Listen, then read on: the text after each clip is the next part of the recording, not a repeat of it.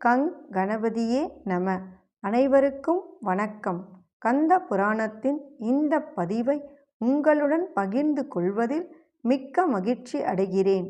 இச்சா சக்தியாகிய வள்ளியும் கிரியா சக்தியாக தெய்வானையும் விளங்க ஞானவேல் தாங்கி மயில் வாகனத்தில் வலம் வரும் முருகப் பெருமானை நம் மன வாகனத்தில் ஏற்றி வைப்போம். 16 பேறுகளையும் தன் 12 கைகளாலும் வாரி வழங்குவான் நம் வடிவேலன். கந்த புராணம் 6 தக்ஷகாண்டம். அதில் 3 சந்திரன் சாபம் பெற்ற கதை. தன் புதல்வர்கள் மனம் மாறி மோட்சத்தை அடைந்துவிட்ட விவரத்தை தெரிந்து கொண்டதும் தக்ஷன் அனுபவித்த துயரம் கொஞ்ச நஞ்சமல்ல. அவன் மீண்டும் முன்தடவை போலவே 1000 மைந்தர்களை உற்பத்தி செய்து அவர்களுக்கு பெயர் சூட்டும் விழா, ஜாதக கர்மாதிகள் ஆகிய சடங்குகளை குறைவர நிறைவேற்றி அவர்களையும் அன்போடு சிருஷ்டி தொழிலை செய்வதற்குரிய ஆற்றலை பெற்று வரும் பொருட்டு தவம் புரிய அனுப்பி வைத்தான். அவர்களும் தங்கள் தந்தையின் கட்டளையை சிரமேற்கொண்டு பரமசிவனை குறித்து கடுந்தவத்தில் ஈடுபட்டார்கள். அப்போது முன்தடவை போலவே நாரத முனிவர் அங்கு வந்து அவர்களிடம் சிருஷ்டி தொழிலை இகழ்ந்து பேசி மோட்ச மார்க்கத்தை அடைவதே சிறந்தது என்றும் பலவாறாகவும் கூறி உபதேசித்துவிட்டு வானவெளியில் சென்றார். அவருடைய உபதேசங்களை கேட்டு மனம் மாறிய 1000 புதல்வர்களும் தங்கள் அருமையான தவத்தினால் மகேஸ்வரனை மகிழச் செய்து ஈடிணையில்லாததும் மறுபிறவியற்றதுமான மோட்ச உலகத்தை அடைந்து இன்புற்றார்கள். அந்த விவரத்தை கேள்விப்பட்ட தக்ஷன் அளவு கடந்த கோபம் கொண்டவனாக புத்திரர்களுக்கு பதில் சகல விதமான அங்க லட்சணங்களோடு அதி அற்புத அழகு வாய்ந்த 23 பெண்களை உற்பத்தி செய்தான். தக்க வயது வந்ததும் அவர்களை தருமர், பிருகு, மரீசி, புலஸ்தியர், அங்கிரஸ், புலகர், வசிஷ்டர், அத்திரி முதலான முனிவர்களுக்கு வினோதமாக திருமணம் செய்து கொடுத்து மகிழ்ந்தான். அப்புதல்விகளும் வனப்பு வாய்ந்த பல மைந்தர்களையும் பெண் குழந்தைகளையும் உரிய காலத்தில் பெற்றெடுத்தார்கள். இப்படியாக புதல்விகளோடும் பேர குழந்தைகளோடும் தக்ஷன் வாழ்ந்து வந்தான். அப்போது அவன் மறுபடியும் காந்தி பொருந்திய 27 பெண்களை பெற்றெடுத்து உலகத்திற்கு ஆனந்தம் ஊட்டும் சந்திரனுக்கு அப்பெண்களை திருமணம் செய்து கொடுத்தான். ஆனால் அப்பெண்களுக்குள் கிருத்திகை என்னும் பெண்ணிடம் மட்டுமே சந்திரன் அளவு கடந்த அன்பு வைத்திருந்தான். அதை கண்ட மற்ற மனைவிகள் மனம் வருந்தியவர்களாக தங்கள் தந்தையான தக்ஷனிடம் சென்று துக்கத்தோடு, பிதாவே, எங்கள் கணவரான சந்திரன் கிருத்திகையிடம் மட்டுமே அதிக பிரியம் கொண்டு கூடி மகிழ்கிறார். அதுபோல் எங்களிடம் கூடி மகிழ்வதில்லை என்று கூறி முறையிட்டார்கள். அதை கேட்டதும் கோபாவேசம் கொண்ட தக்ஷன், ஏ சந்திரனே, நீ க்ஷயரோகத்தினால் அவதிப்பட்டு இளைத்து தேய்ந்து போக கடவாயாக என்று சாபமிட்டான். அந்த சாபத்தினால் பீடிக்கப்பட்ட சந்திரன் 15 நாட்கள் இளைத்திருப்பதையே வழக்கமாக கொள்ளலானான்.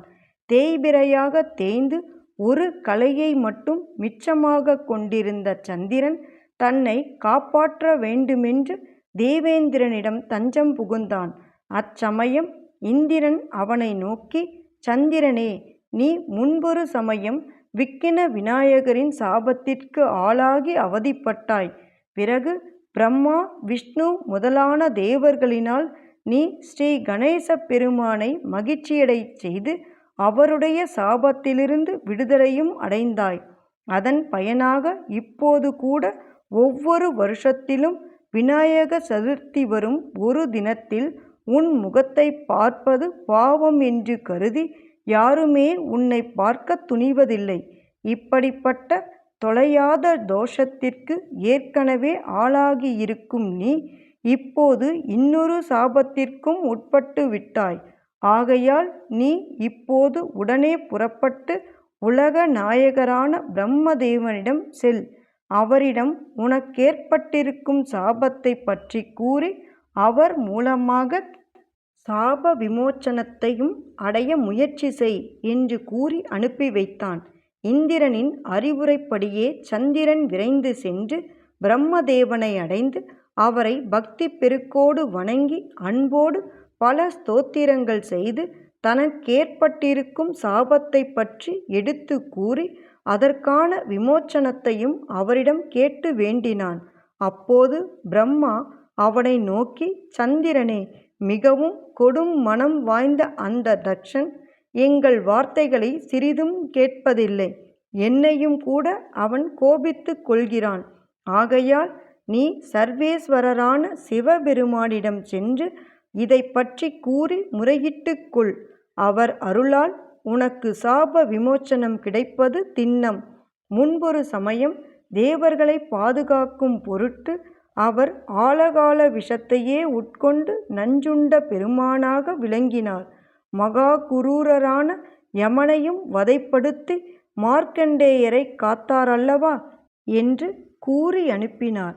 சந்திரனும் கைலயங்கரியை அடைந்து நந்தி தேவரின் மூலமாக சிவபெருமானின் சந்நிதியில் வந்து நின்று அவரை பலவாறான ஸ்தோத்திரங்களினாலும் துதித்து பக்தி பெருக்கோடு வணங்கினான். பிறகு அவரிடம் தனக்கேற்பட்டிருக்கும் சாபத்தை பற்றி கூறி முறையிட்டான். உமாகாந்தரான அவரும் அவனிடம் மனமிறங்கி தேய்ந்து ஒரு கலையாக மட்டும் எஞ்சியுள்ள சந்திரனுக்கு அருள் புரிய விரும்பி தன் சிரசில் சந்திர கலையை எடுத்து ஆபரணமாக தரித்து கொண்டார். பிறகு அவர் அவனை நோக்கி, சந்திரனே, சகல உலக நாயகரும் சந்திர கலையை முடியில் அணிந்தவருமாகிய என்னுடைய கட்டளையின் பிரகாரம் நீ விரைவிலேயே வளர்பிறையாக வளர்ச்சியடைவாயாக என்று வரமளித்தார். அப்போது பிரம்மா, விஷ்ணு முதலான தேவர்கள் அனைவரும் சிவபெருமானை நோக்கி, மகாதேவனே, தங்களுடைய அருமை பெருமைகளை இந்த உலகம் இன்னும் சரிவர அறிந்து கொள்ளவில்லை. ஆகவே சந்திரசேகரனும் கருணை கடலுமான நீங்கள் உலக நன்மையின் பொருட்டு இந்த சந்திரனுக்கு ஒவ்வொரு மாதங்களிலும் குறைத்தல் வளர்த்தல் ஆகிய 2 நிலைகளையும் கொடுத்தருள வேண்டும். இந்த அடையாளத்தை காணும் உலக மக்கள் அனைவரும் தங்களிடத்தில் கரை காணாத பக்தி செலுத்தி அவரவர்கள் விரும்பிய வரங்களையெல்லாம் பெற்று இன்புறுவார்களாக என்று வேண்டினார்கள். மகாதேவனும் அவர்களுடைய கோரிக்கைக்கு இணங்கி உலகத்தை பாதுகாக்கும் பொருட்டு சந்திரனை அனுப்பி வைத்தார். சந்திரனும் பெரும் மகிழ்ச்சியடைந்தவனாக அப்பெருமானை வணங்கி விடை பெற்று கொண்டு தம் இருப்பிடத்திற்கு வந்து சேர்ந்தான். ஓம் சரவண பவ. எண்ணிய பொருளை அருளச் செய்யும் கந்த புராணத்தை காதலுடன் இப்புவியில் படிப்போர் கேட்போர் நினைப்போர் யாவரும் பசு பத்தினி உறவினர் புத்திரன் ஆகிய அனைவரோடும் ஆனந்த வாழ்வை வாழ்ந்து இந்திரனைப் போல தலைமைத்துவமும் இன்பமும் மிக்க வாழ்வையும் வாழ்ந்து இறுதியில் பரமானந்த நிலையாகிய சிவபத பேரும் பெறுவர். வேலும் மயிலும் சேவலும் துணை. கந்த புராணத்தின் தொடர்ச்சியை தொடர்ந்து கேட்க நமது ஆர்கேஎன் காலம் சேனலை சப்ஸ்கிரைப் செய்து பெல் ஐகானையும் கிளிக் செய்யுங்க. இந்த பதிவினை நமது ஆன்மீக அன்பர்கள் அனைவருக்கும் மற்றும் புராணங்களை கேட்க விரும்புபவர்களுக்கும் ஷேர் செய்யுங்க. பிடித்திருந்தா மறக்காம லைக் பண்ணுங்க, கமெண்ட் பண்ணுங்க. தொடர்ந்து கேட்பவர்கள் அனைவருக்கும் எனது மனமார்ந்த நன்றி. நாளையும் வருவான் நமது வடிவேலன்.